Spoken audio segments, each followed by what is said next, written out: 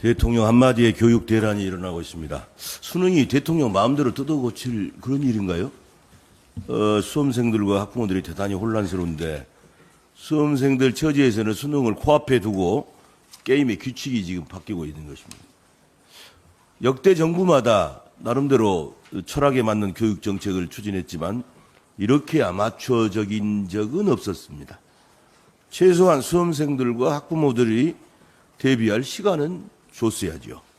정부는 교육과 수능시험을 마치 압수수색하듯 들쑤시지 말고 백년지 대계로 숙고해 주기 바랍니다.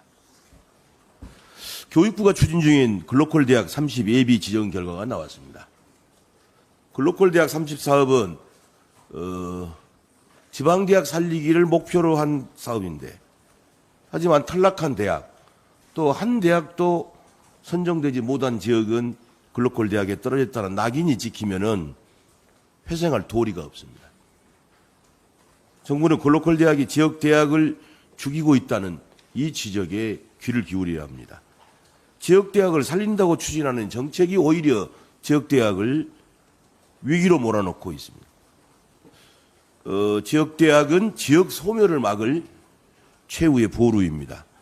교육부가 글로컬 대학 30과 같은 사업처럼 예산을 무기로 대학 줄 세우기를 할 때가 아닙니다. 대학의 문제를 지역에 떠기는 것은 교육부가 책임을 회피하는 것이고 윤석열 정부 국정과제인 지방대학 시대를 헛구호로 만드는 것입니다. 정부 차원에서 지방 소멸에 대한 해법을 제시하고 지역대학의 생존과 경쟁력 강화를 위한 육성 방안을 내놓기를 촉구합니다. 수능과 지역대학 문제에서 보듯이 대한민국은 단단히 고장이 나 있습니다. 그리고 대한민국 시스템 고장의 원인은 누굽니까? 바로 대통령입니다. 미국의 경제학자 폴 크루먼이 그런 얘기를 했어요.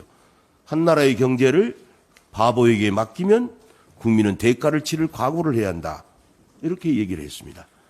대통령이 문제라고 아무도 얘기하지 않는 것이 현 정부의 가장 큰 문제입니다.